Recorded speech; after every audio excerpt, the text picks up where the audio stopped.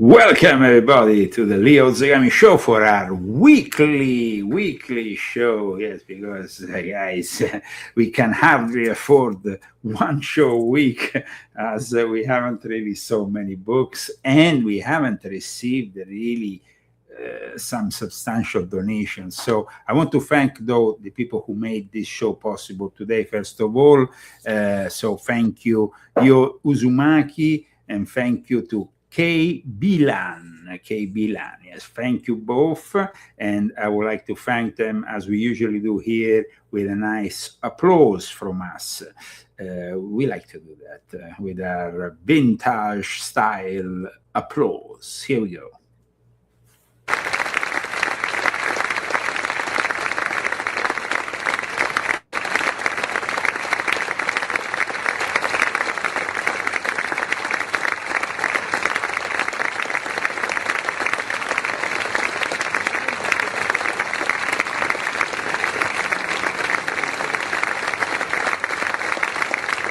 Thank you so much. Thank you to Yuzumaki and KB Lan. And if you want to support the show, you can do it with GoFundMe or with the Cash App handle you can find together with my latest articles at riozagami.com. We have a lot of news to relate to you today. It's, of course, news connected especially to Donald J. Trump. I mean, as you have just viewed, one of Trump's latest posts gives us an idea of somebody who is pretty unhinged. I mean, I think most Americans at the moment are really suffering. And the fact that in 1 week, as the Wall Street Journal has just announced, the difference in the cost at the gas pump is of 125 millions. So 125 millions, imagine that. It's quite incredible, but we are in a situation where there is still no peace, not even any peace talks. And of course, Trump is not happy with Iran, and so the Strait of Hormuz keeps on being closed. And actually, if you pay Iran to pass through the Strait of Hormuz, then you get Trump's sanctions. So it's really a difficult situation, guys.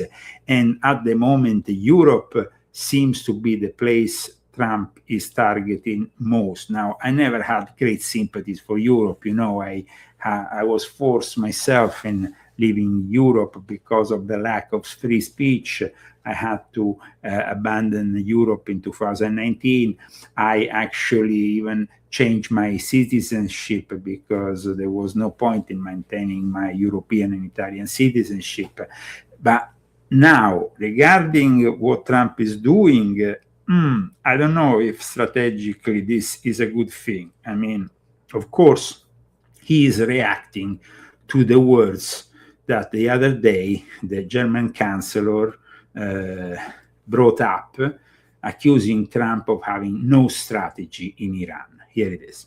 Amerikaner haben offensichtlich keine Strategie. The Americans clearly have no strategy, and the problem with conflicts like this is always that you don't just have to go in, you also have to get out again. We saw that all too painfully in Afghanistan for 20 years. We saw it in Iraq. Im Irak gesehen. Also, diese Geschichte ist. So this whole affair is, as I said, ill-considered, to say the least. Ich erkenne im Augenblick nicht, welche. At the moment, I cannot see what strategic exit the Americans are now opting for, especially as the Iranians are obviously negotiating very skillfully, or rather, very skillfully not negotiating, and letting the Americans travel to Islamabad only to leave again without any results. An entire nation is being humiliated by the Iranian state leadership, particularly through these so-called Revolutionary Guards. So, I understand. Trump got upset, but now, for the first time, abandoning Germany after the Second World War, after the sacrifice that was made by so many American soldiers to have a place which is also strategic, and now he suddenly wants to abandon. So that is the subject that I wanted to touch today, because if a Trump administration abandons Europe, of course, NATO's credibility is already, declining, but with that kind of choice, it will crumble. It will force the Europeans for a rapid military buildup and defense autonomy, which is something which could also be positive for, because if it was done, let's say, in a gradual way, maybe it could actually work out. But the problem here, the problem that we have is that this shift that could fracture the transatlantic security leaves Europe vulnerable to Russian aggression, and also potentially allows China to dominate once again also in that specific region with their influence.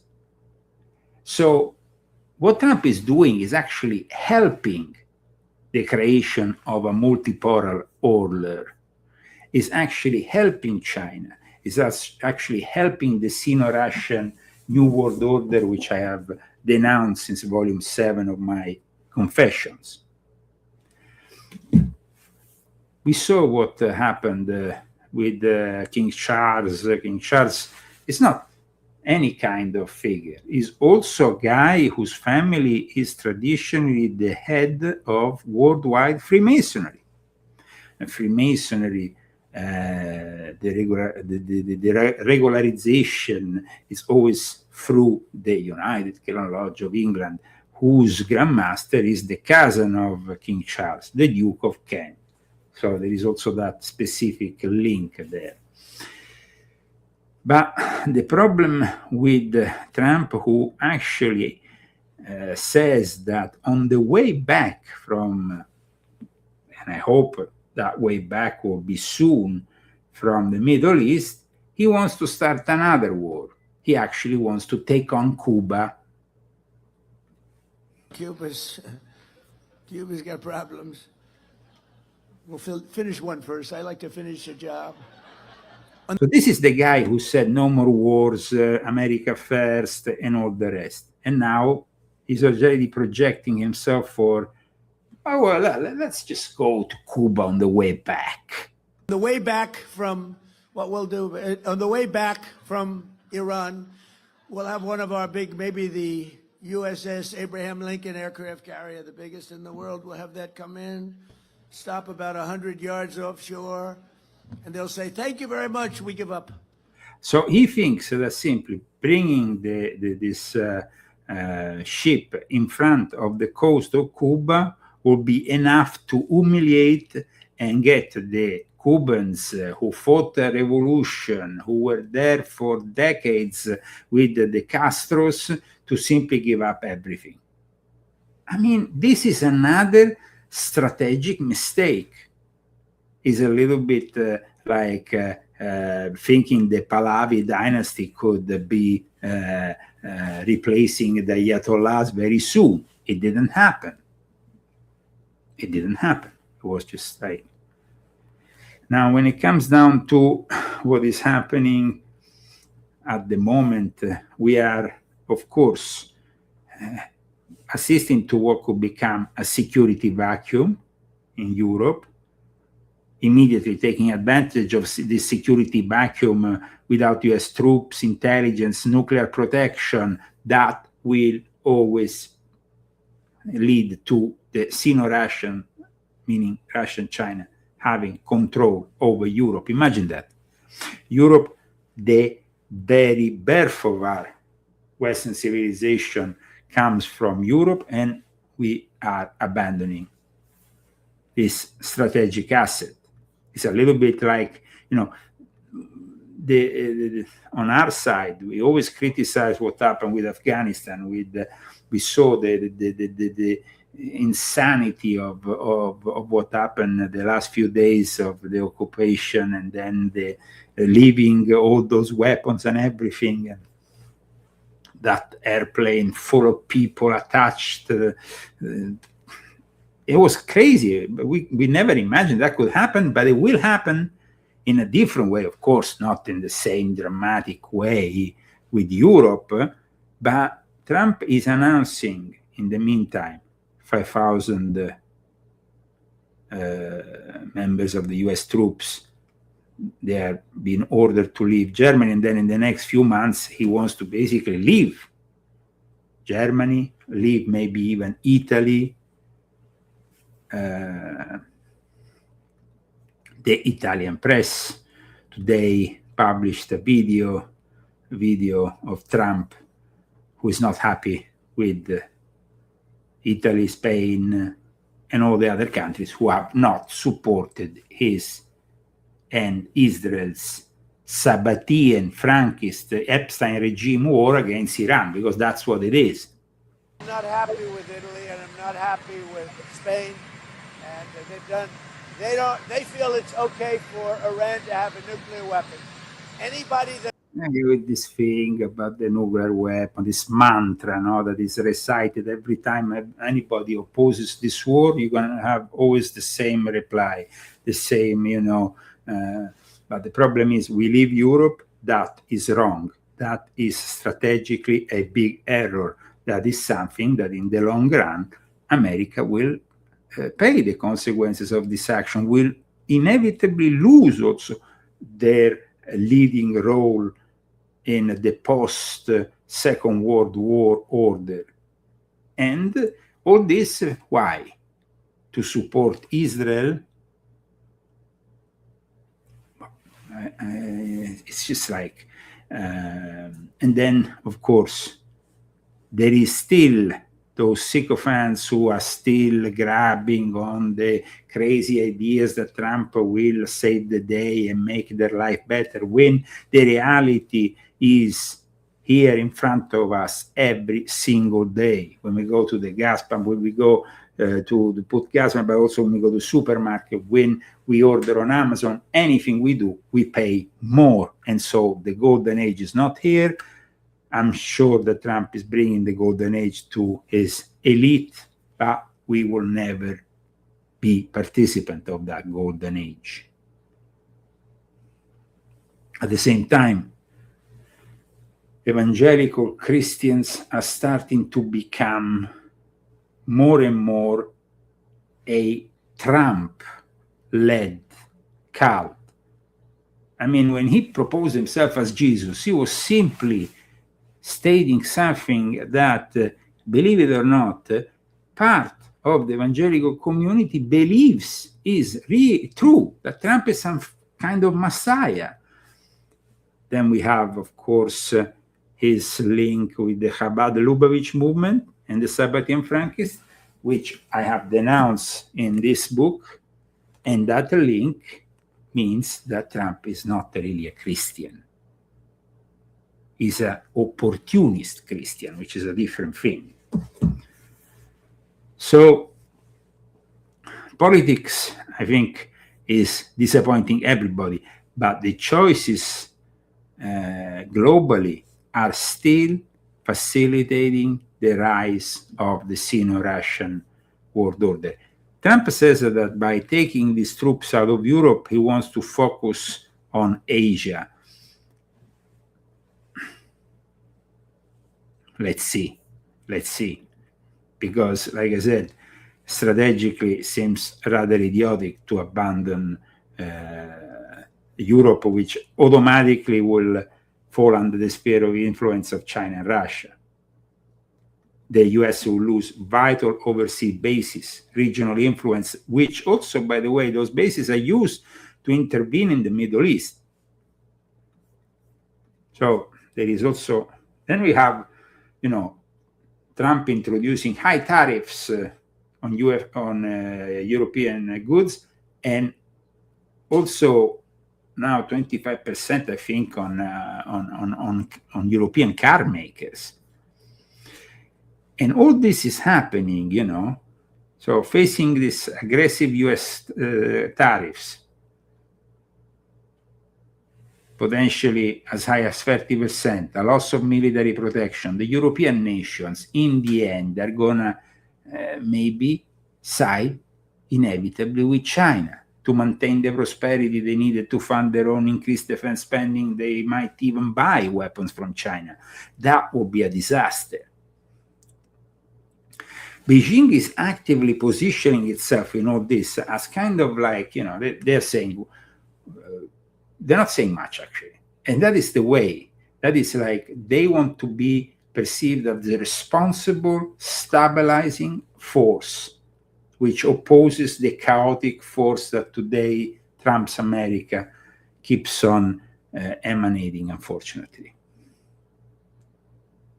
So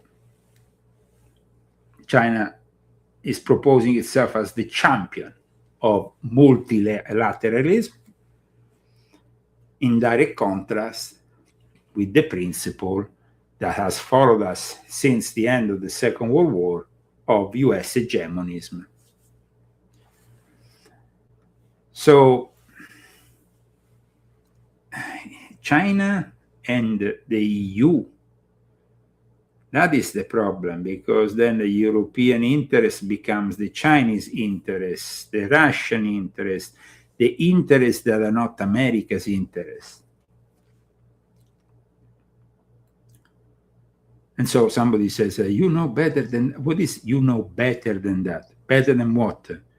Thinking that doing what Trump is doing today is actually helping Americans is ridiculous. The constant decline in the polls that we witness every single week when it comes to Donald J. Trump is a witness to what I'm saying. Most Americans agree. Trump behind the scenes is simply participating to the Great Reset. That's what he's doing. He's helping the Great Reset. And eventually that Great Reset is aiding people like Palantir. Palantir, we have discussed a bit their manifesto. Their manifesto is really scary. Their manifesto is something that really, once you go through that manifesto and you interpret it in the correct way, and you understand it in the correct way, then you understand, because it's the manifesto of Palantir is written in a certain language.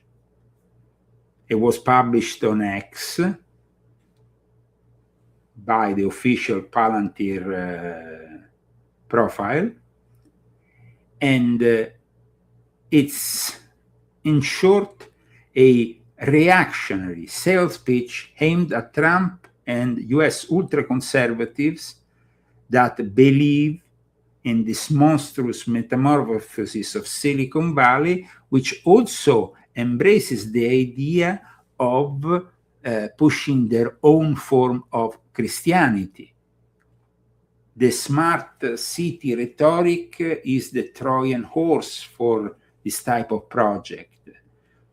The reality that the Pentagon has now forced all the AI company to, of course, work with but the problem is that we are witnessing every day the rise of the AI, of cyber Satan, which I've discussed for years in volume 6.66, in volume 7, in volume 9 of my Confessions.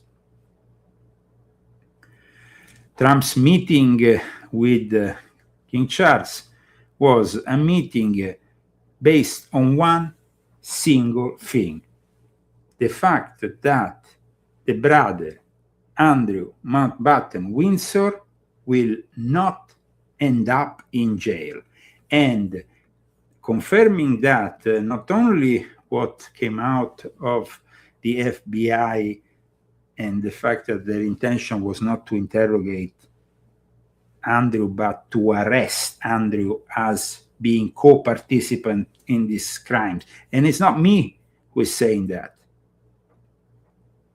Ghislaine Maxwell, there is a leaked email, apart from the last few days, we also heard of a note that was left, a suicide note that somehow we are not allowed to see.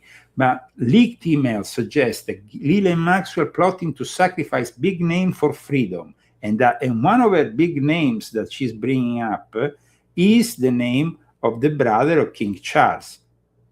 King Charles simply, see here, point to recent reporting of Andrew Mountbatten Windsor, who was arrested and stripped of his royal title after new details emerged. But in this email leak, it clearly shows that Ghislaine Maxwell wants to use the information she still has on many powerful people, including the brother of King Charles, but also other very powerful figures.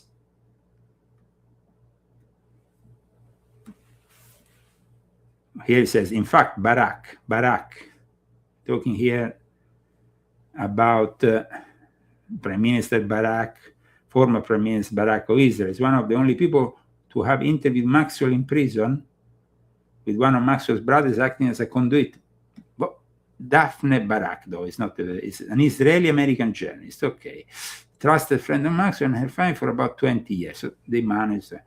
But in this situation, we notice that there is the will of Ghislaine Maxwell of wanting to get out of jail at any and all cost, even sacrificing people, bringing out, leaking out certain things to say, listen, I have the entire, knowledge about these people, so you better let me out of jail soon. That is really, but remember that all this is happening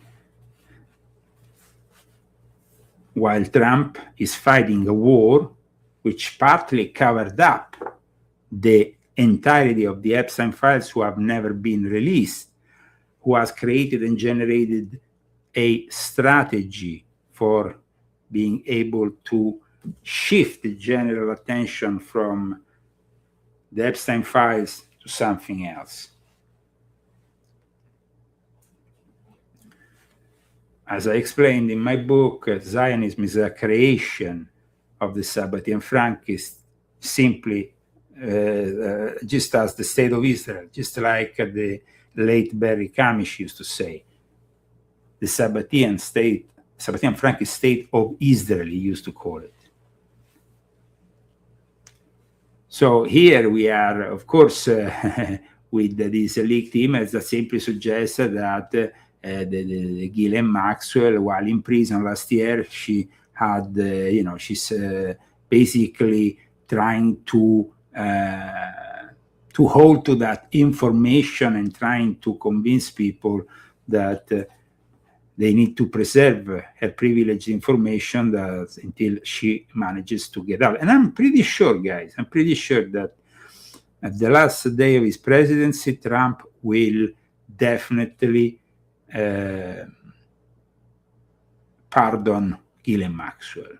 I mean, I'm pretty sure that there is going to be a moment at the end of his presidency in which he knows there is no, at that point, he doesn't have anything else to lose. And then we have all the stuff that is coming out with Melania Trump on this Italian state media show called Report. And it's a very, very relevant stuff that involves this Zampolli guy who introduced with Epstein Melania to Trump. In reality, from the investigations of this investigative journalist in Italy, it's coming out that Zampolli even raped a woman who gave her confession to this show. His ex-wife, of course, that was deported out of this country so he could keep the child. And all this also with an audio from 2017, in which they promise Zampolli, and basically it's exchanging favors with Melania Trump and Donald Trump on covering each other. You know, there is this covering each other because the truth apparently is very heavy. Storia Drake è una amica di Amanda che ha 7 processi contro altri uomini. So he's trying to defend himself, but this Italian show report, which is broadcast by the state media Rai 3, is continuing a series of episodes dedicated to this Zampolli guy. Now, there is a lot of things that came out regarding this Zampolli, that, by the way, is born the same day as I'm born, but the guy looks like 20 years older than me. He's an incredible guy, how you can age by being probably so evil. The guy was connected to Jeffrey Epstein. He was about, it was all about power and money, and he had an agency of models that apparently was an agency of escorts. Now, he has threatened every journalist possible and imaginable in Italy, in America, everywhere, saying that they shouldn't release this information. Amanda Ungaro is the former wife that denounced Zampolli also for his violence. But then here there is another woman, this woman, Victoria Drake, that he says is simply a friend of the former wife, so not to be trusted. She claims she was raped by Zampolli in this testimony she gave. New York, la notte tra il 6 e il 7 ottobre del 2023. Paolo mi aveva mandato messaggi e cuoricini per tutta la giornata. So we're talking about things that happened rather recently. We're talking about 2023. And apparently she was brought home, she was drugged, and then she doesn't remember, she says, anything.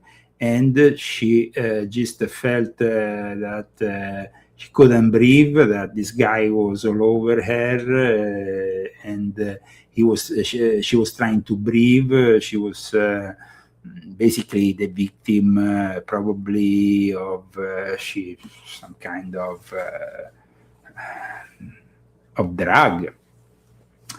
And I'm saying this guy Zampolli is actually at the moment a ambassador for Trump, and he's the guy who officially has introduced Melania to Trump. Here she's showing also all the medical evaluation after this alleged rape that happened.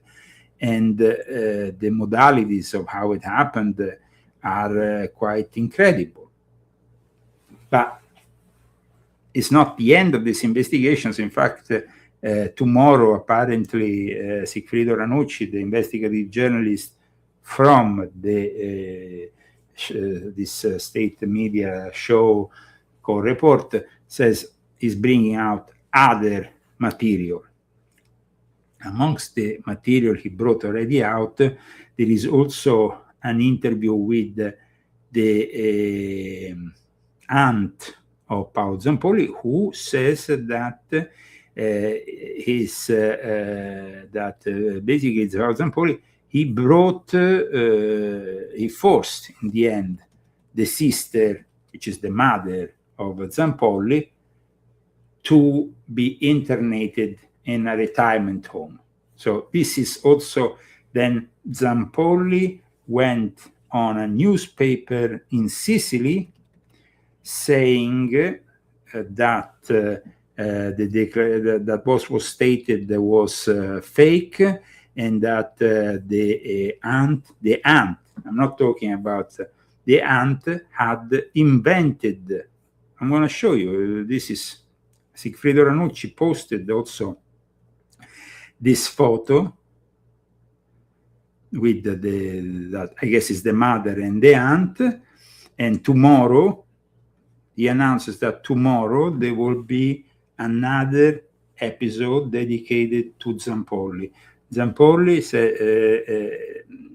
basically stated to this Sicilian newspaper that her aunt was paid to do the interview with the reporter.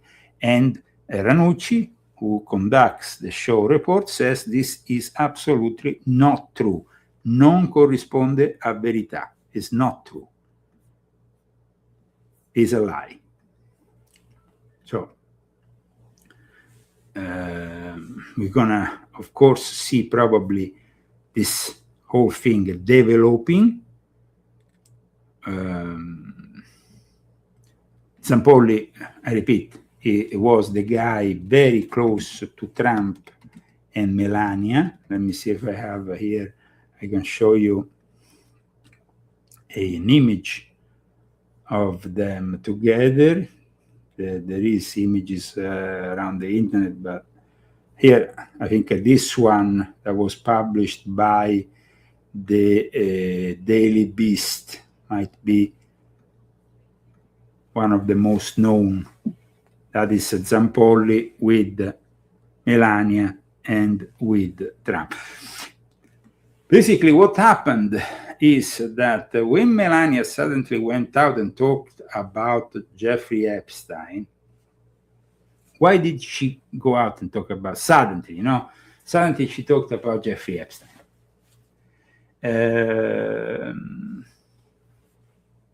Well, apparently she heard about what happened, what was about to be released by the TV show Report in Italy. And at that point, she panicked because amongst the things that Ranucci has brought out, there is a recording which in a way implies that that they are covering each other's asses for something really, and what are they covering up? Apparently, they're covering up the fact that Melania was an escort. And so that seems to be the problem here. The fact that Melania was an escort. Of course, we want to continue providing you with details from these investigations in the coming episode, but this gives you an idea of why Melania was going crazy about Jeffrey Epstein, because it's all connected to Jeffrey Epstein. Remember, it's all connected to Jeffrey Epstein. The fact that, like Ranucci said on national Italian TV, or actually on one of Berlusconi's TVs, Rete 4, the other day, where he was guested, and where he's now risking, actually, because he wasn't on his own show, protected by state media. Of course, he is much more free of saying certain things, so he's also risking to be sued there. But he said that the Epstein files are the reason why we are losing all our democracy. So this is the problem here, that the world is going towards a dictatorship, which, by the way, who are the people involved with Palantir? Because we talked about Palantir, we cited Palantir, but Palantir, isn't it a company that was co-founded by Peter Thiel, who himself was involved with Jeffrey Epstein? So it's all interconnected. And in the meantime, the US withdrawal from Europe will signal to China that Washington might also lack the resolve to defend Taiwan. So at that point, this could tilt the Indo-Pacific military balance decisively in Beijing's favor. With the US absent from Europe, like I said, Russia and China could very easily coordinate efforts to reshape the international order. With Russia expanding in Europe, while China expanded its influence in the Pacific and Arctic. Now, all these countries, of course, work for the Great Reset, because in the end, it's technology that rises out of all this. We know that in the year 2030, it's going to be the AI ruling over every single choice that is done. And of course, with the robots.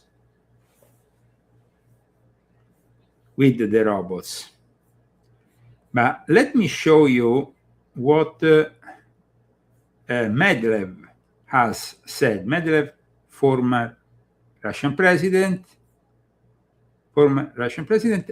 who is still one of the main people in Putin's government.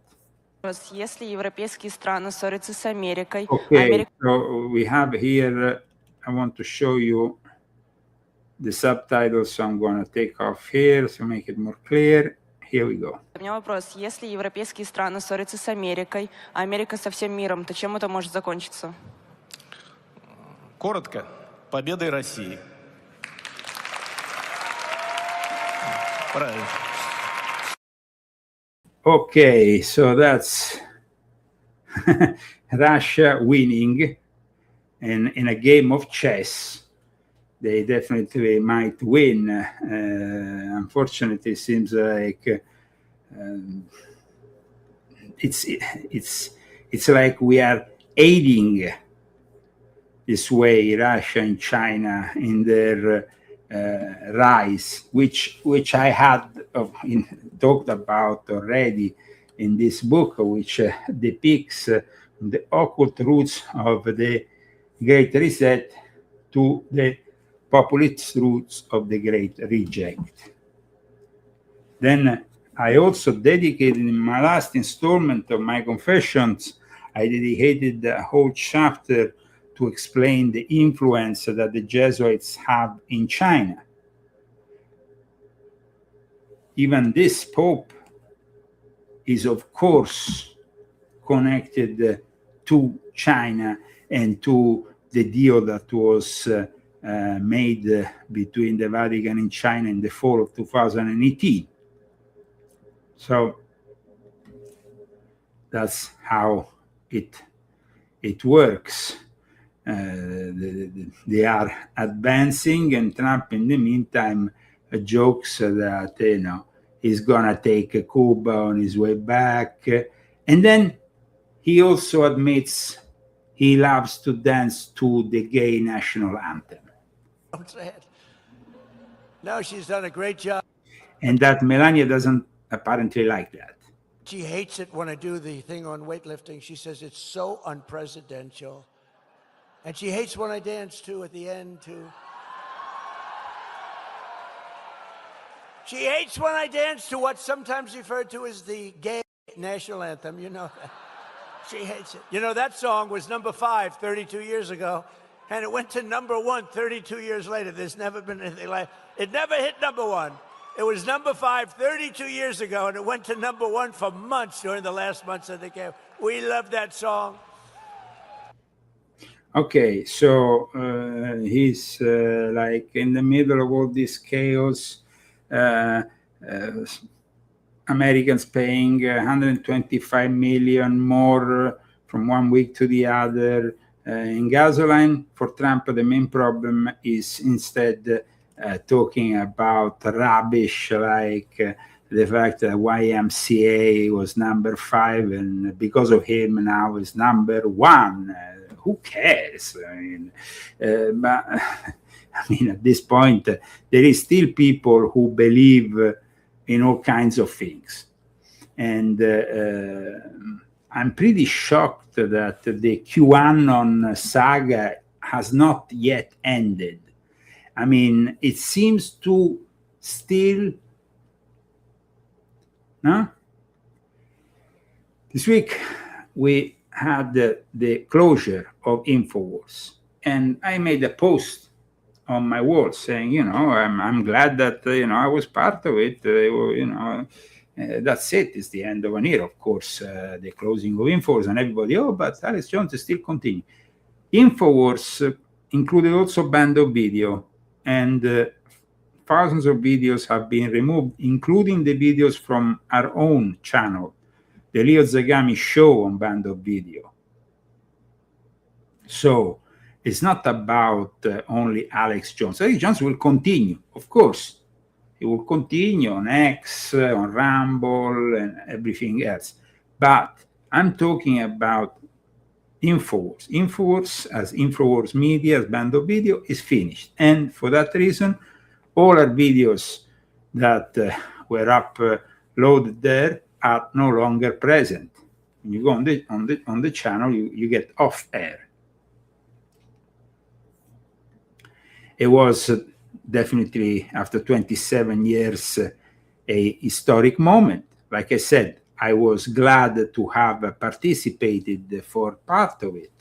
And a lot of you who are following me today met me for the first time also through Infowars, though I was around a long time before, because as you know, this year we celebrate 20 years of Illuminati Confessions that started in the fall of 2006.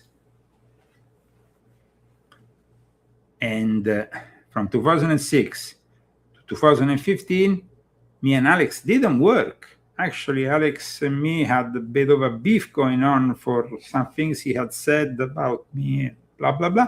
But then he came to Rome and he personally apologized, and then I started a collaboration which lasted a few years. It's the end of a season. And for those, like I said, to say, oh, but Alex is continuing. Yes, of course he's continuing, but it's no longer Infowars. I don't think that what the courts have done is naturally, is just, because I think that they pay, fining over $1 billion, incredible amounts. Of course, it might have been fake news. Of course, it was fake news, but the problem wasn't the fake news. The problem was that, of course, Infowars had attacked the system over and over again, and for that reason, I guess they wanted to close down the whole thing, which eventually they managed. I remember one thing, that when the lawyer in charge of the bankruptcy came in, the first thing that they did was to have my books out of the Infowars store. Infowars store was on a lifeline for the last couple of years. But the choice that was done, the first choice that was done for survival, was to ditch my own books. Because that's what the system wanted my books out of the Infowars store. So there must be something good in these books. There must be something good that the system doesn't want you to read. Somebody is asking me if I have any information on Poland. Poland is unfortunately stuck in the European technocracy, in the European dictatorship.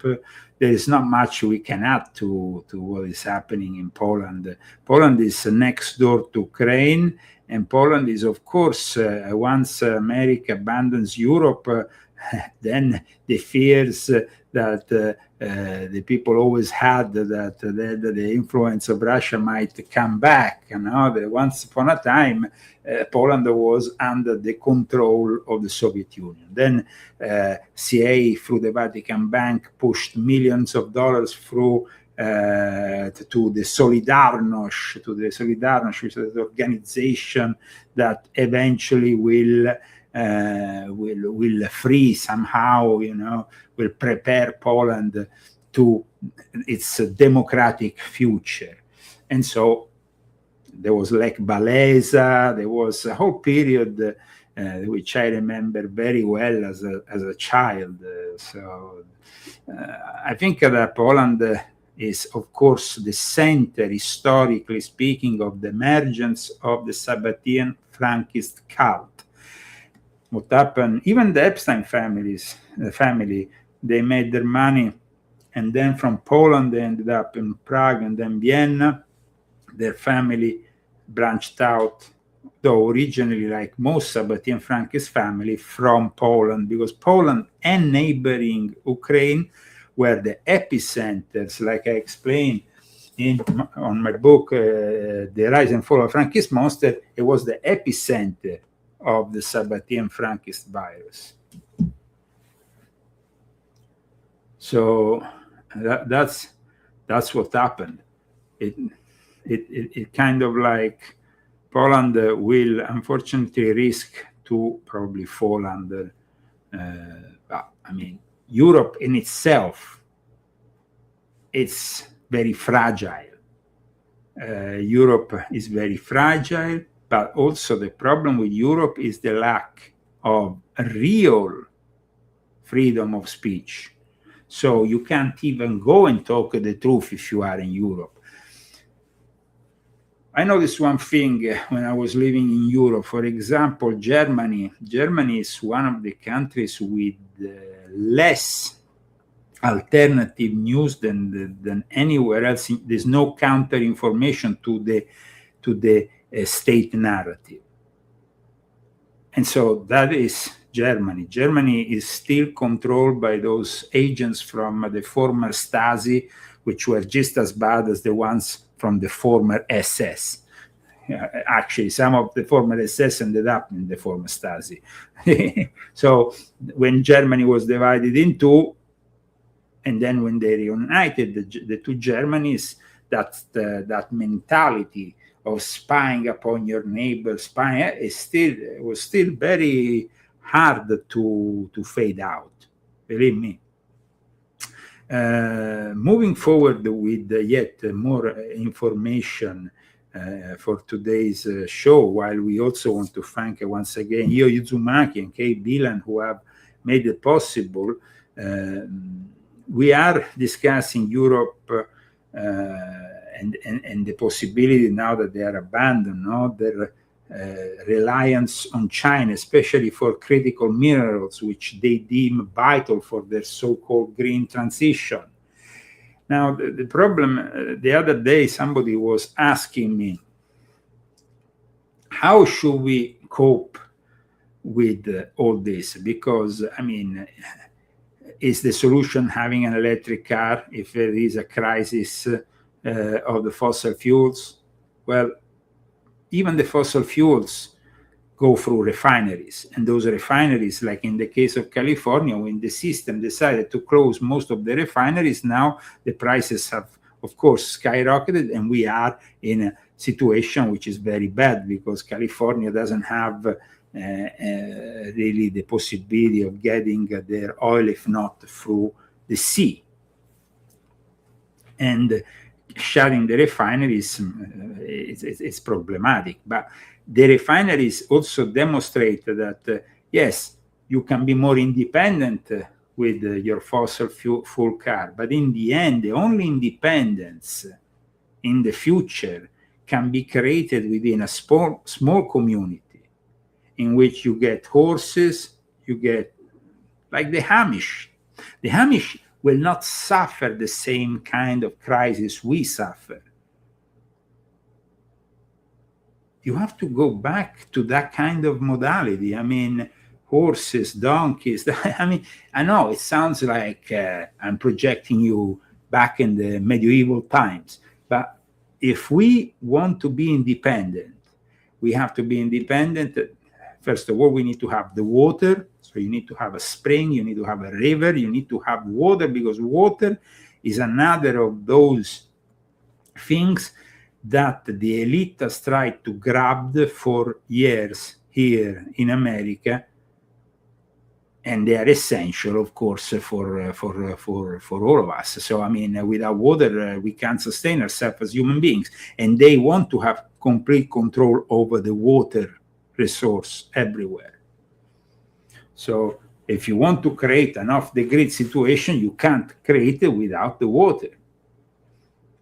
And then, if you want to create an off-the-grid situation, you think that the electric car is the solution. Remember, the electric car is like I explained even in my books, volume 9, volume 7, is something that can be controlled and hijacked at any moment, because any Tesla has software, any Chinese car, electric vehicle. Fortunately, we don't have them here in the United States yet, but they are already just an hour and a half from here in Mexico, full of electric cars. But those electric cars can be controlled, rely on AI, rely on constant software updates that can bring, of course, your car to simply, at one point they decide you can't drive your car. They just, from a distance, screw up your software or whatever, and that's it. So the electric cars, in theory, they can be recharged if you have solar panels and whatnot. But the control that can be exercised by what I have always defined as cyber Satan, the AI, it's enormous. So they can limit you. They can limit you in where you can go, how many miles you can do, and all the rest. And at the same time, though, I said the fossil fuels are only, they are also controllable, because you can just control the refineries, and at that point you control everything else, and it makes you subject to dependency.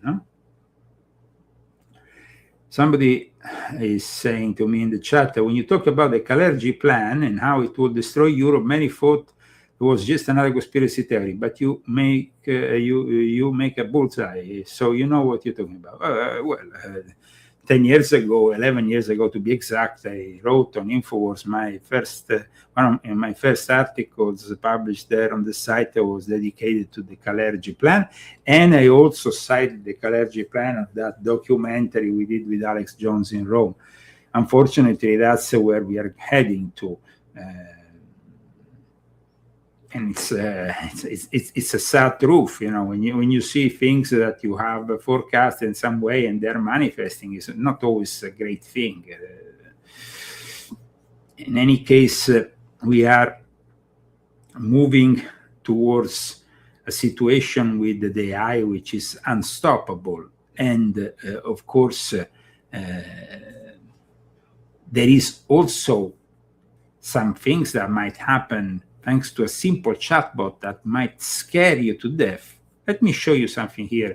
I found out today that a Stanford biosecurity expert says AI chatbot gave him a blueprint for genocidal bioweapon, including step-by-step instruction for modifying deadly pathogen and conducting mass transit attack. So I'm talking about a AI chatbot.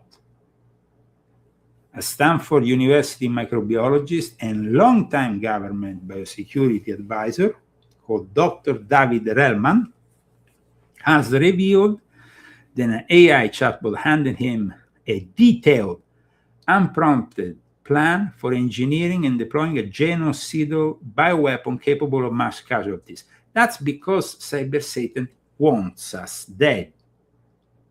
Remember that once the AI takes control with the robots and then the drones and everything else, then humans are expendable, and of course they will plan mass casualties also thanks to something like this. This was, they claim, an accident that occurred during a formal safety test. And it happened last summer, so in 2025, but it already highlights how the leading AI models are lowering the perceived barrier of bioterrorism, and they're shifting it from expert level to simple prompting. So anybody could manufacture bombs, create mass casualties with a biological warfare weapon. I mean, all kinds of things. It's quite shocking if you think about it. But this is the reality we're living in, because we have not yet realized all the dangers of the AI. And even when they realize the dangers of the AI, it seems that people tend to, governments tend to think that they can still keep the genie under control, that they can still keep it in the bottle, that they can still, issue some safeguards and be fine with it. But it's gradually changing the situation.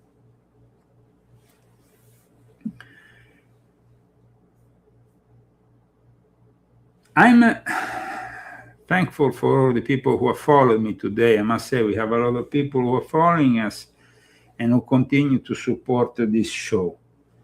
I am about to publish in the coming weeks a new book with a completely different subject. For the moment, I hope that you have at least, you got this book here, which is still very relevant on one of the most important subjects, a book that is the only one, to my knowledge, which connects the Sabbatean Frankist to Jeffrey Epstein and his milieu of pedophiles. Jeffrey Epstein, whose suicide note is now finally surfacing after 7 years. And what the death note reveals, at least we can have some, not all of it is, of course, made possible for us to, but we can at least have some information because this sealed Epstein suicide note, allegedly found in 2019, that now resurfaces after 7 years, is raising new questions on his death and the investigation gaps in this case, which are enormous. I mean, there is even people who think Jeffrey Epstein is still alive. But is this suicide note genuine, or is it simply coming out so that people can finally say, okay, he killed himself?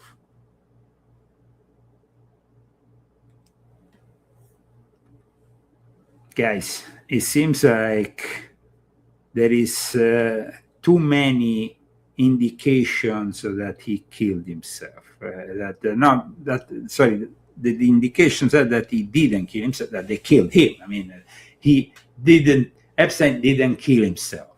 That was, remember, one of the mottos that got even Trump re-elected. It's incredible, Epstein didn't kill himself. It was like a mantra 4 or 5 years ago in the MAGA community.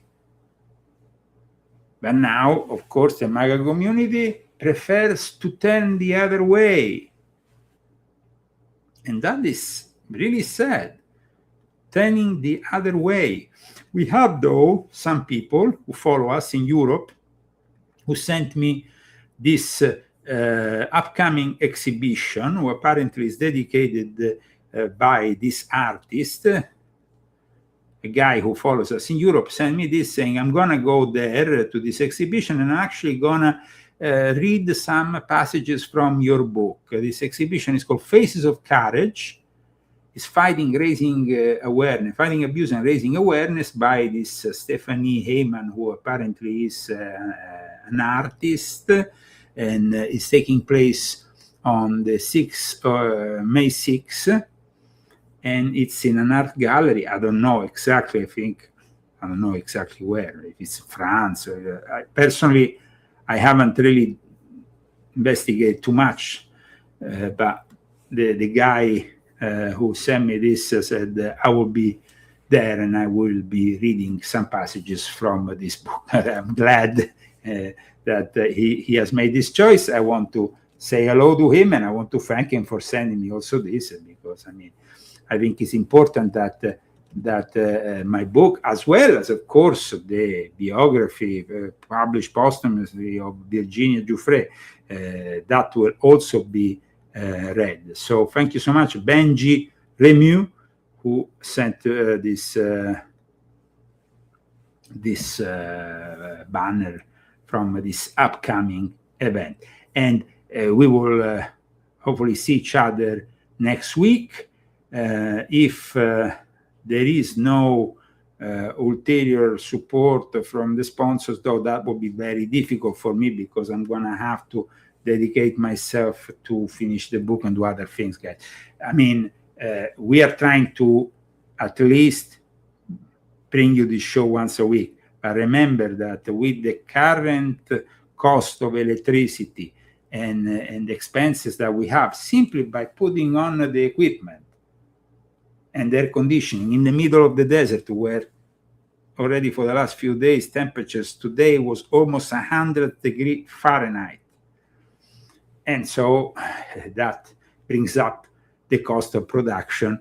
And so without your help, we can't carry on this show. So please support us with your donations, and also with the purchase of these books, including Christie's cookbook, which is a masterpiece when it comes to transforming your kitchen in a 5-star Italian restaurant.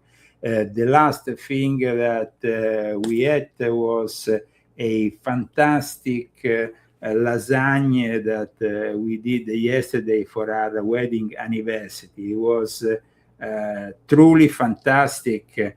It was a work of art, guys. I mean, lasagna as a work of art. Lasagna is spinach lasagna. Of course, here I can show you a beautiful photo of this spinach lasagna. Here, fantastic, guys, fantastic. We will see each other hopefully next week. Please subscribe to all my channels. Put also the bell so you get eventually the notification. And here we go. Have a great week wherever you are around the world.